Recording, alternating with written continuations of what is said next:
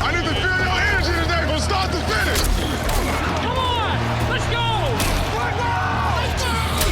Let's crank this thing up. It get real ferocious, I'm trying to tell you.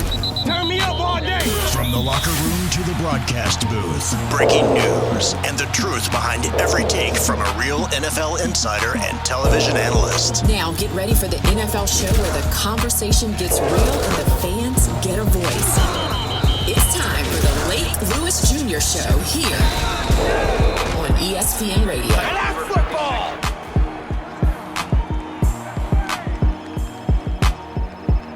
Welcome, everyone, to the Lake Lewis Jr. Show. Appreciate you joining us as always. And as you can see, and you can probably hear us, of course, I'm sitting here at Commanders Park at the Big Bear AI Performance Center for another show. And there was another training camp practice here today. And it's going to be a lot of questions that are going to be asked over the next couple of days. And we're going to talk about all of those things on today's program.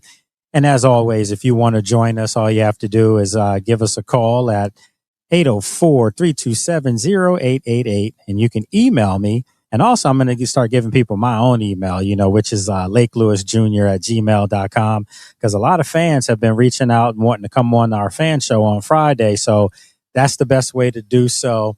So let's bring in our super producer, Mr. Alan Sandage. What's going on, Alan? Nothing much, Lake. What's going on? Man, just another busy day. A busy day. It was real nice out here earlier. And then right before practice broke, it got super hot. So, I'm sitting up under the air conditioned, shade right now. No way was I going to do this show from sitting out in the sun. I'm already sun-kissed. I'm almost as dark as you right now. There's nothing wrong with that. Well, I'm just saying, man, when you got like 3 tones, darker, that's a problem, And when you're outside, man, you putting in work. It's fine.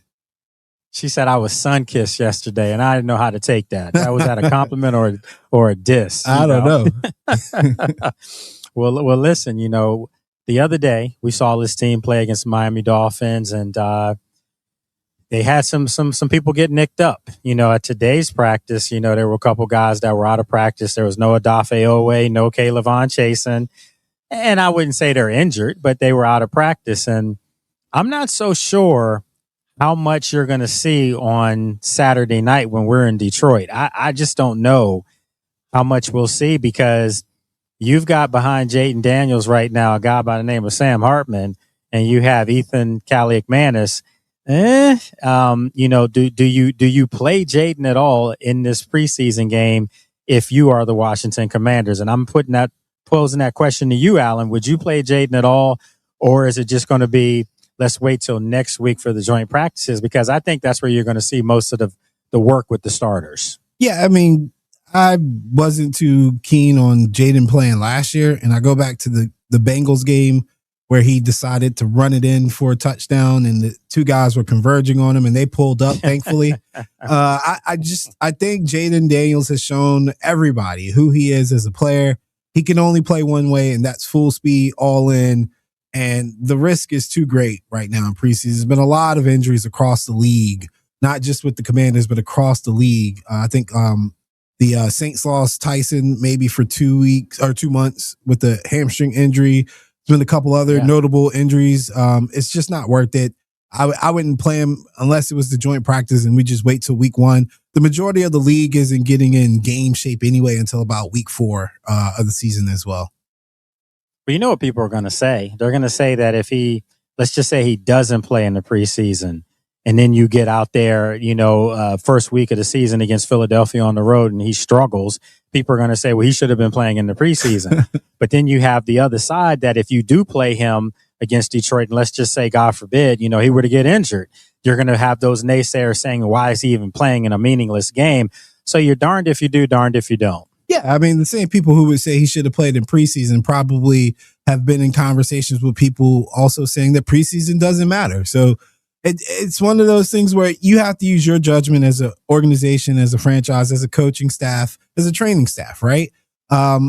Me on the outside looking in, it's just not worth it, man, for any starting quarterback who has established themselves as a starting quarterback in the league to do anything preseason, honestly. I know I clown the Bengals for never playing Joe Burrow, but if they decided once again not to play Joe Burrow, which they actually let him suit up pretty early this year, but if they decided not to, I'm not going to say anything because it's really too many injuries going around the league, and you just don't want to be that story that's, well, they shouldn't have played him. I'd rather err on the side of caution and see him suit up week 1, 100% healthy, and whatever happens after that happens. Yeah, and the other facet that I keep trying to remind people is that Jayden is finally going up against an adequate defensive mind in Durante Jones in practice, and he's seeing things that he's probably never seen in his career, at least not in Washington. He saw it against some other teams last year. Ironically, he saw it against Durante Jones' Minnesota Vikings defense and that 31-0 beatdown in Minnesota last year. So I say that because if you're going up against legit edge rushers and Odafe Owe, Caleb Von Chasen, Dorrance Armstrong's back out there now, Charles Amenen who's out there, you're seeing guys that you haven't gone up against before. I think it's okay. I think if you don't play him in preseason, I don't think it's like he hasn't gotten any work because he's going up against those guys in practice every day.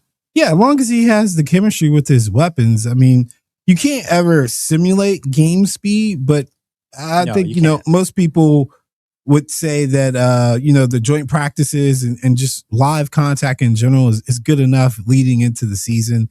And like I said, for me, the majority of NFL teams are not in any real regular season form until, again, mostly by like weeks 3 or 4. Like the first 2 games of the season, anything can happen, and sometimes guys are just not in shape, and you see throws that should have been made don't get made, tackles that should have been made don't get made, things like that. You just want to maintain some level of baseline health. If you're the Washington Commanders, you just lost Tunsil.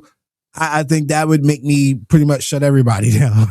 Like I want to see a healthy roster starting week 1 over whatever kinks we need to work out and figure out during training camp. I think the base level of the offense and the defense, these guys have a pretty good fundamental grasp of it. So we don't really need to do too much. Yeah, it's a touchy situation. It really is. I think all along the goal was for Jayden to play, maybe even a quarter against Detroit. And now because of the Mariota MCL sprain, which is going to knock him out for all of preseason, he won't be back until week 1. So, that changes a lot. And again, for all the fans out there that are saying, no, you got to play this guy, you got to play him. I'm with you, Alan. I think you have to err on caution because if you don't have number 5 behind, you have no hope. Is it safe to say that? Yeah. If you don't have number 5, you have no hope. If you're the Commanders or if you're anybody in the league, honestly, like the drop from your starting quarterback to the backup is really drastic. And God forbid your backup is already injured and you have a starting quarterback who's coming off an injured-filled season. Yes, be cautionary. Please be cautionary for anybody in that situation. I mean, I look at the Chiefs, right? Yeah, and it's a touchy situation because you want to get guys work, and that's what preseason's for.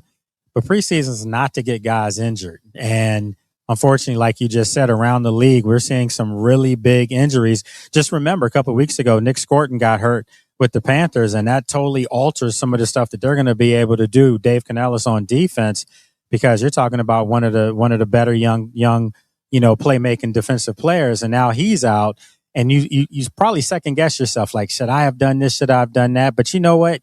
You can't predict when injuries are going to happen. So it's just the nature of the business. You pray that you get through preseason healthy, and you hope that you don't have any frontline guys get hurt. But when you do, I'm sure it makes you alter your game plan. Yeah. And so my question to people who would want to play him or think he needs to be played is, what can he possibly show you? I think coming into the season, right, the only question that people have surrounding Jayden Daniels mostly is about his health, not about his ability, right?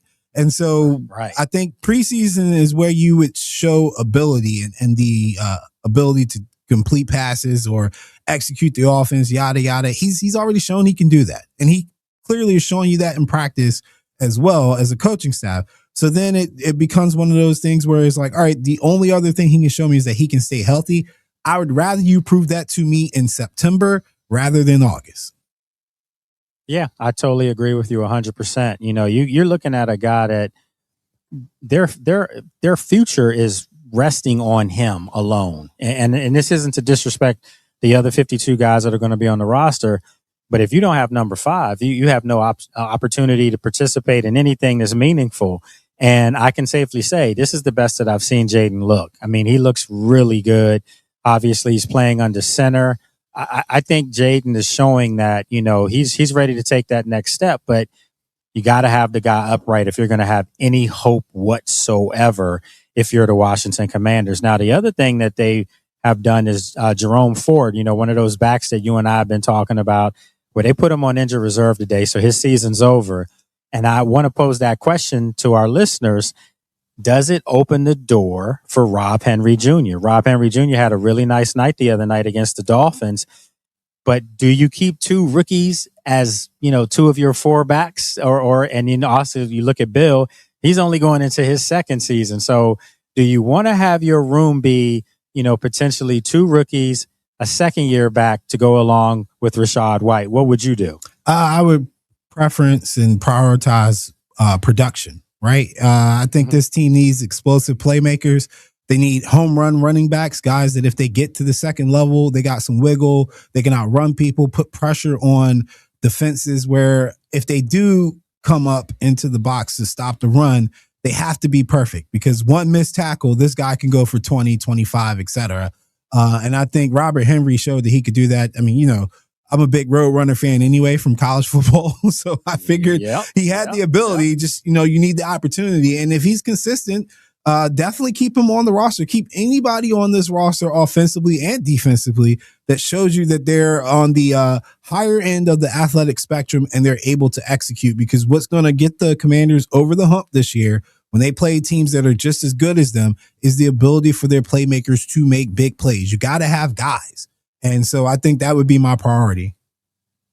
Yeah, and, you know, think about it. You know, we said this a couple weeks ago on the show that I predicted that I thought that he was going to really push, you know, Jeremy McNichols and Jerome Ford to make the roster, with Katron Allen obviously being the other rookie. And again, it looks like it's starting to shape out that way because Jeremy McNichols is, you know, still injured. So if Jeremy McNichols doesn't, you know, let's be honest, if Jeremy McNichols doesn't get on the field for the next 2 preseason games and this kid Henry continues to show, you know, that he can do some things, I have no problem with him making the roster at all. I mean, you let him go to the practice squad if you want to. He's going to get claimed. You can believe that. Yeah, if he continues to show, especially in a league that's looking to run the ball more anyway, and they're always looking to save money on a running back, if you can give them an undrafted rookie who can make plays and has the ability to be explosive, oh man, people will be lining up for that to claim him. So you can't let him go to the practice squad. You can't take that risk because he has shown you flashes. If anything, this is the prototypical player that you want to put out in a preseason game, give him more exposure to see if this wasn't a one-off because it was the Dolphins, or if he's really able to, you know, give you consistent production, because you gotta find a spot for him somewhere on this roster. Folks, right now I'm sitting at Commanders Park at the Big Bear AI Performance Center. Another training camp practice is over now, and we're doing this show from here. Not enough time for me to make it back down to Richmond to come right back up here tomorrow and the day after. And then I, you know, get I guess you want to say I get Friday off, but that's going to be travel day because I have to travel to Detroit. So it's starting to get there, Alan. We're almost where it counts, where it matters. And that's why we're talking about right now, folks, if you should have Jayden Daniels or any other starter frontline player sit out these practices with some of these injuries that are starting to pop up on this team. So let's do this. We're going to take a break. And when we come back, we'll have more, because I want to ask Alan, what was it like to have, for the first time, you know, ESPN Radio is now an affiliate channel for the Baltimore Ravens, where I'll be up there next week for the joint practices. But I want to get Alan's take on what it was like to be able to hear that on his channel. Kudos to you, my friend, for putting that all together. So we'll talk about that when we come back from break. Right here, you're listening to the Lake Lewis Jr. Show on ESPN Radio.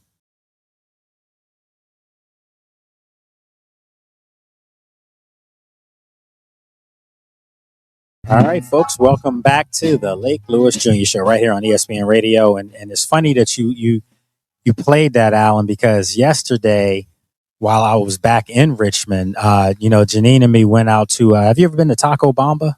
I've heard of it.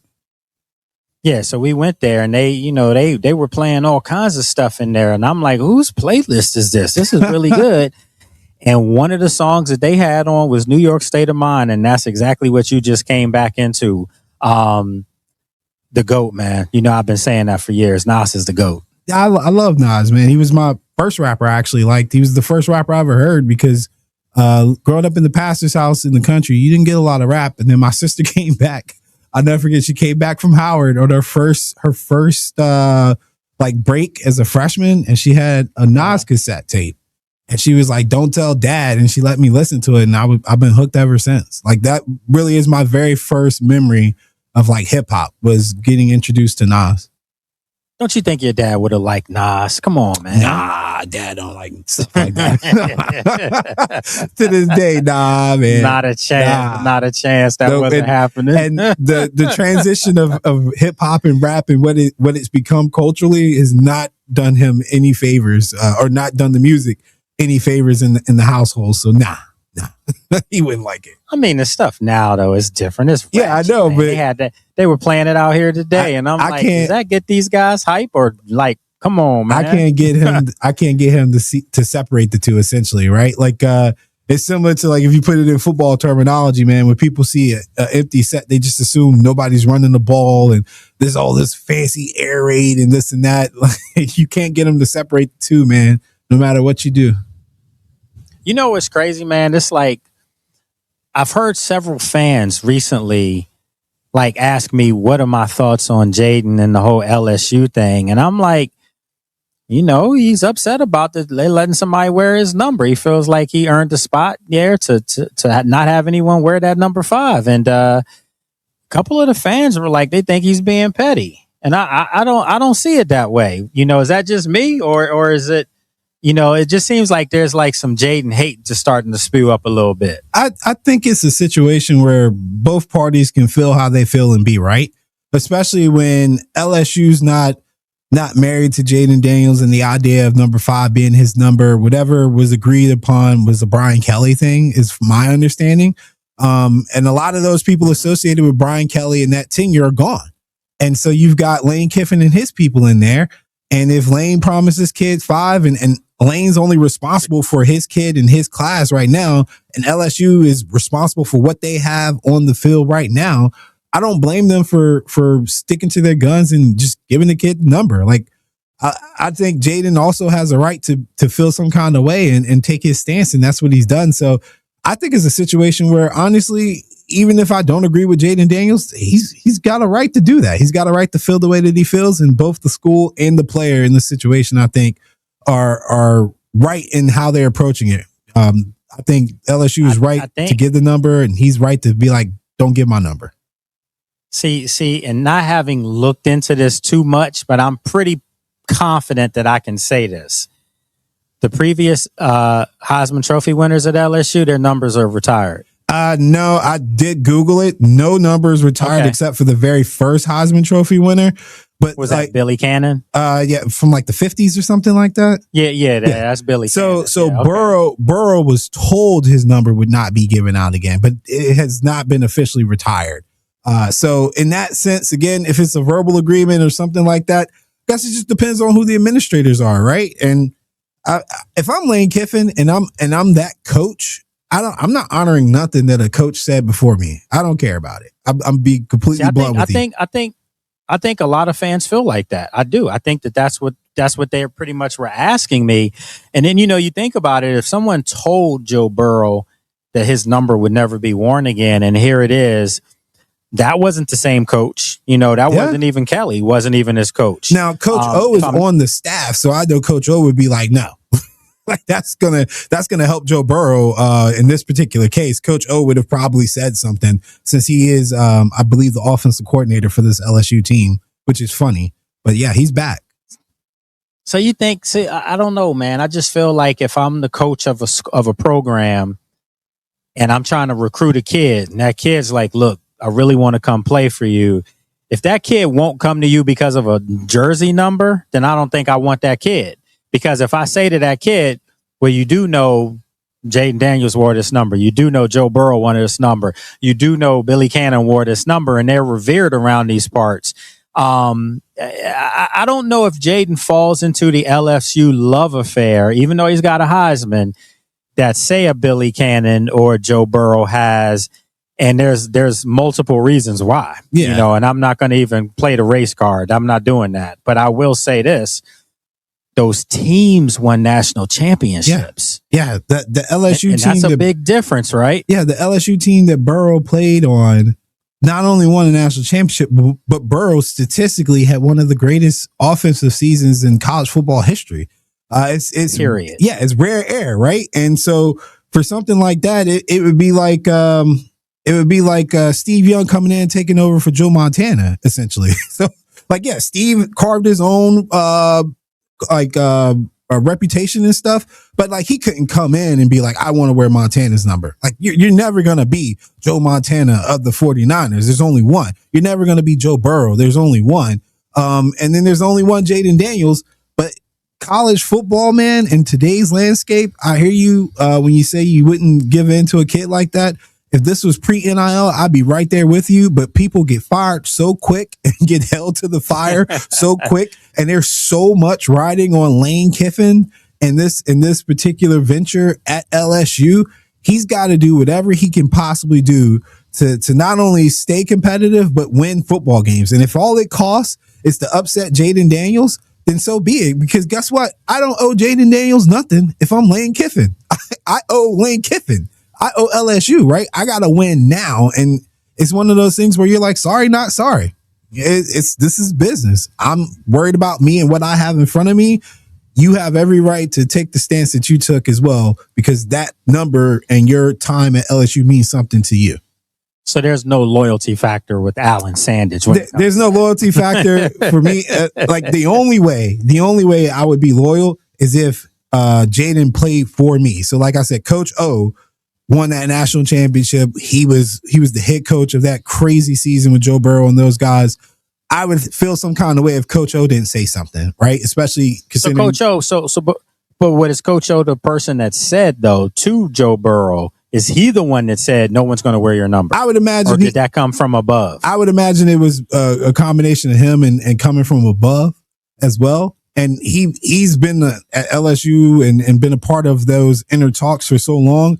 He's a staple around the university. I think it would carry more weight, right? And so I would expect him to say something in regards to Joe Burrow. If Jayden Daniels played for him, if Brian Kelly was still on the staff, I would expect him to say something and they not go in this direction. But nobody's around. Nobody's around from that era anymore, right? All those guys. And it's kind of like it's kind of like with the Kelly, coaching tree. Or staff there. It's kind of like good riddance too. Oh yeah, you know what I'm saying? Brian Kelly, I've said it on air. I said it to anybody who will listen to me if the subject comes up. He is not a good person. He is not a good person. I don't know why he still gets coaching jobs. He can coach to an extent, but he's not an elevator of programs. He doesn't win national championships. He doesn't win a lot of signature games. And again, he's a really, really terrible person. There are people in the profession and people in sports who are jerks and who rub you the wrong way. There are very few legitimately not good people, and he is one of those people. He's just not a good person. I would never hire him. I wouldn't let my kid play for him. I wouldn't want him anywhere near my program, and I'm glad to see him gone. And it says a lot when a program like LSU, who puts up with a lot of crap, won't tolerate you. And it wasn't all because of the lack of production when it comes to the football program. There were other things that went into that fire. Oh yeah, same things that happened in Notre Dame. Yeah, same things that happened in Cincinnati. I mean, it's the proof is in the pudding, and I can safely say this. Although I don't know him, so I'm not going to say if he's a good person or not, but I can say I know some people that played for him and do know him, and their sentiments kind of were the same. Dude, I remember how he railed Kaiser when he came out, and he was he got drafted by the Browns. He did not speak glowingly of Kaiser. Honestly, kind of killed his his confidence, if anything. Like, he was awful. Just presenting him as a player that could go into the NFL. Like, if you don't think he's good enough, that's fine, but don't kill the kid's confidence. It's hard enough to get from college to the NFL. You don't need your coach to speak so negatively of you.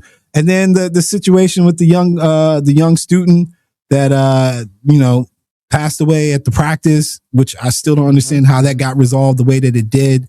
And then there's just other instances where you can just tell he just doesn't really care too much for player safety, and just some morality questions that I would ask that for a leader of big programs, just too far for me, honestly. And that, again, yeah. I'm not a righteous person when it comes to coaching and stuff. I know that the job is to win football games, but like Brian Kelly always towed that line of like, just, this is unacceptable type stuff. So, well, how are you gonna not be righteous and you're the son of a pastor? No, I mean, like, at the end of the day, I want to win, and I'm competitive, right? So yeah. I mean, if I'll put it this way, it goes back to the comment. It goes back to our comment that we said, well, we'd rather lose with hold on. What was the saying?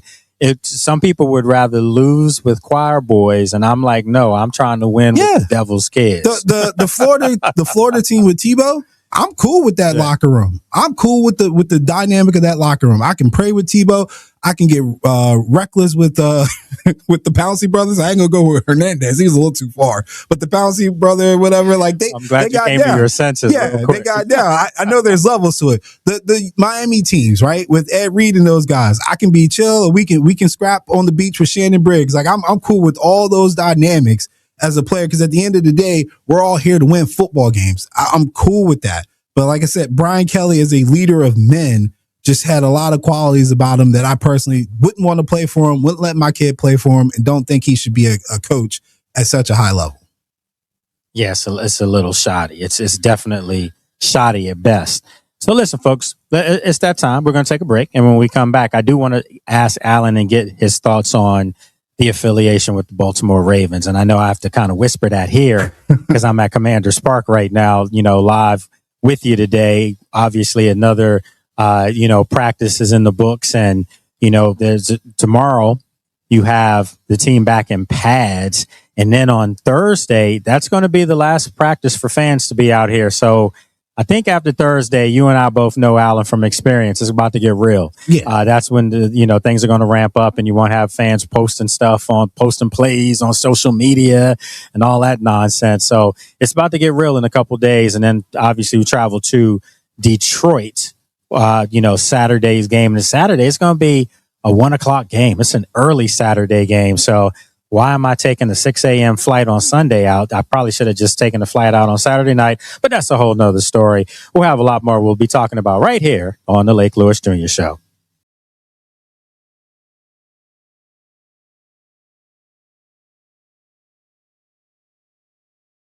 All right, everyone. Final segment here on the Lake Lewis Jr. Show. Appreciate you listening to us. And remember, I'll be back in studio in a week or so, because Thursday I'll still be up here in Ashburn, Virginia at the Big Bear AI Performance Center, home of the Washington Commanders. But I also wanted to talk to Alan about something else that transpired over the weekend, and got to give him some kudos for putting together something that is big for you folks in Richmond. If you're down and back in Richmond and you're listening to this, you'll be able to hear the Baltimore Ravens home games, because they're now the affiliate of the channel, affiliate team. And then, of course, you get me up here with the Commanders. So you're getting player shows coming up when the season starts on Tuesdays, and daily reports from here.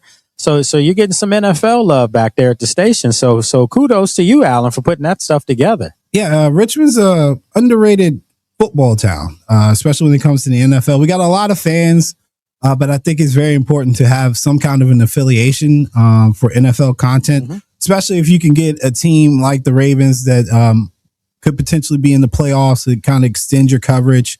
Because as we know, there's some exclusivity when it comes to that kind of access a lot of times for carriers of NFL programming. So we'll have obviously all the Baltimore Ravens games that they play throughout the season.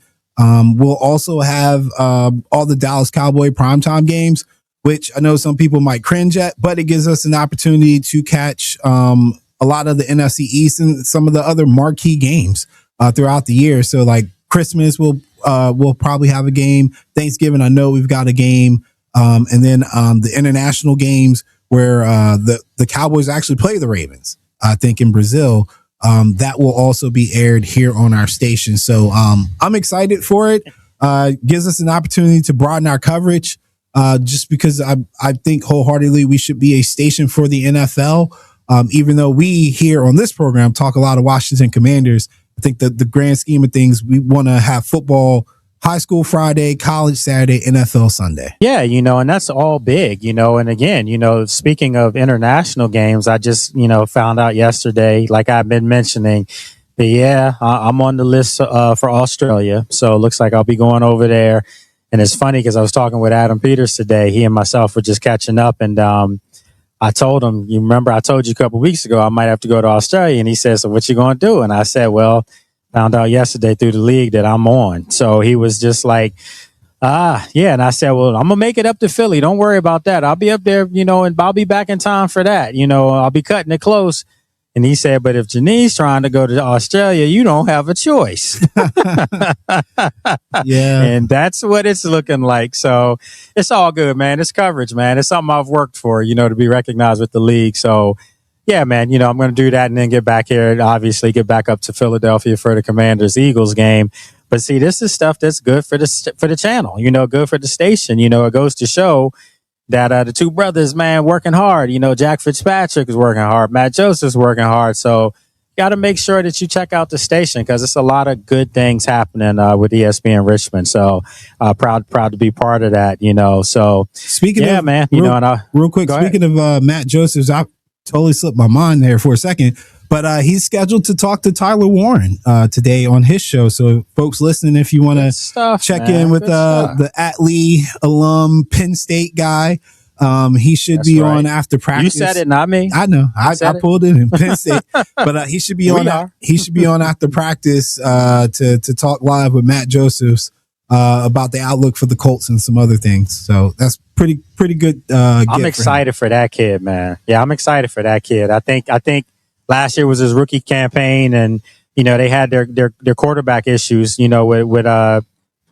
Jones being hurt, Daniel Jones getting hurt. But I think that Colts football team could be an under the radar team. So when they were put on the schedule, and I'm like, okay, that's the team I'm going to cover in London against the Commanders. I didn't look at that like a win. I looked at that like that's going to be a tough football game because I think the Colts feel like they could be, in the thick of things when it's all said and done. And Tyler Warren's going to be a big part of that. I believe they just signed Keenan Allen last night as well. I think I saw that. Yes, that's a big move. Big move. That's a good replacement for their other wide receiver one for Michael Pittman. Michael Pittman, yeah. I almost called him Michael Bennett, but Michael Pittman. I think that's a good replacement.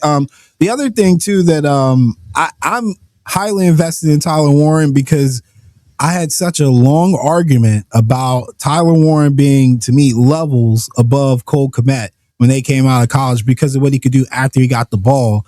And so I was so upset, even during the draft process, that people kept comparing the two. So I want Tyler Warren to separate himself, especially from that class as well. So I always root for him, even before I realized that he went to Penn State and he was from Mechanicsville. I was always a big fan and want to see him have a highly successful career. Yeah, and he's a good kid, man. He's definitely one of those guys. Big Riggins fan. Yeah, big Riggins fan. That's why he wore that number. Yeah. So that's why he was toting that 44. But yeah, I talked to him up in Indianapolis, and I was taken aback a little bit, just by how humble he is. He's a big kid. He's a monster. Yeah. And the way he plays is uber aggressive. But when you talk to him, he's very soft spoken. Actually, he's funny. He's got some humor to him too. What position he played? Strikes you as a little odd in high school. Quarterback. Right? Yes, he was a quarterback. I mean, could you imagine? Is it safe to say that he was an option quarterback, or wing T quarterback? Come on. So I don't know exactly if it's the same offense I saw them run last year, but we did go to an Atlee game, and if it's anything like the offense I saw last year, he was definitely like Tim Tebow, man. A lot of QB power. It probably would have been a monster to stop at his size because he was a big boy in high school as well. That guy, man, I got to tell you, bro, he's got a chance to be like in that next wave of up and coming tight ends. Yeah. I mean, I think this is the year that kind of puts him on the map where you're going to say to yourself, you know what, this guy's got, Pro Bowl material, Pro Bowl capabilities. I mean, he was drafted in the top 10, if I'm not mistaken, by the Colts. So when you draft a guy like that, you're expecting him to be a Pro Bowl guy. And like I said, if not for quarterback injuries last year, maybe he could have gotten some votes for that.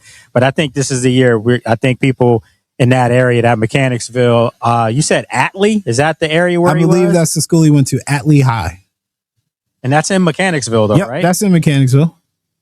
Okay. It's like Ashland, Mechanicsville area. I was just about to say, when I'm coming home and I'm passing through Kings Dominion, I start to see like those signs coming up. So yeah. So, but is that Richmond? I'm asking seriously. Like, I want to know, is that considered like Richmond? Or I would not consider that Richmond. I don't think Richmond would consider that Richmond. I don't think they would consider it Richmond. But it's easier to tell people Richmond because it just the 804 is still an 804 area code. It's just easier to tell people that. I got into it with somebody down in Carolina one time, like explaining short pump Henrico to somebody and just saying Richmond. So much easier just to say Richmond. So it's like the suburbs of downtown Richmond. They're Wade County, Northern County. So they're like 95 north. I've never even heard of that. Yeah, I've never even heard of Wade County before. No, I said Wade County, like Wade in the county. Yeah. Okay. Yeah. Because I was getting ready to say, I don't think I've ever heard of that one before. So they're 95 north. But I believe I want to say he was a good basketball player too, and just all around athlete. What you would expect for somebody that got into the NFL. Like, it's just an all around athlete. Just all world and everything. And all the things that he was doing doesn't surprise me at all. I mean, I remember the catch against USC to tie that game late to send it into overtime. The way he got up for that catch, he caught it with two hands, but my God, I was like, the dude looked like he was dunking a basketball. Man. That's how high up he was. So it doesn't surprise me that he was a hooper. He played so many different positions at Penn State too. And I know this is getting sidetracked, but it gives you an appreciation of what a talented player he is and what he could be for offensive mind, because Penn State lined him up in so many different spots. He wasn't just tight end, right? He was out wide. He was in the slot. He was like the H-back. He was the fullback. He was a quarterback. Like he was a tackle eligible. They used him in so many different ways. And it's been a long time since we've seen a tight end in the collegiate level get used like that. We've seen them used as offensive weapons, but like a Swiss Army knife type player. Like I thought Tyler Warren was special, man. So again, I always root for his success and hope he has a great time, a great career. Don't know if I would go as far as to say I hope he has a crazy game against the Commanders, but I hope he does well throughout his career. Would you say, just out of curiosity, would you say that he is the biggest fish out of that area over the last 5-6 years? No. Travion Henderson is also so Travion was from 804 area code, but he's south. But would you say, like, high school career wise, the Travion had a better high school career? I would think so, Ty man. Warren? I would think so. Trey won a state championship and everything. Like, Trey was dominant, man. He was very, very, very dominant on that football field. Something special to behold. He was a track guy too. Yeah, track guy too. So yeah. Trey so Trey was definitely, he has that. He was different. He was different for sure. Okay. Yeah, because I'm learning, I'm learning the talent that comes out of that 804, so what's the other area code down there, by the way? Oh man, they brought something in this. I don't know what it is. Is it 757? Well, 757 is Virginia Beach area, but there's like they actually ran out of 804 numbers and they created a new one. I think it's like 686 or something. I haven't run into it yet. Come on. Yeah, I haven't run into it yet, which is just it's funny, but I haven't run into it yet. So ironically, just like where I'm from in Lynchburg, Amherst area, we used to be 804 and they ran out of 804 numbers there and they changed us to 434. So when I was like my son's age, all our area codes were 804. And then probably around like when I was like 11 or 12, it changed to 434. So it's funny. They've run out of 804 area codes. I don't know what we're going to be now. Well. You learn something every day. You learn something every day. Well, look, man, this was good. Appreciate you, doing this with me in the video, so everybody can go back and watch this on YouTube. And, on occasion when you're watching it on YouTube, you'll get the radio version as far as just, you won't see us, you'll hear it. Then we'll come back and you'll hear us and you'll see us again. So, we mixing it up for you out there, but I'll be back out here tomorrow, man. It's supposedly supposed to get a little warmer. It was nice out here earlier, Alan, like I said earlier.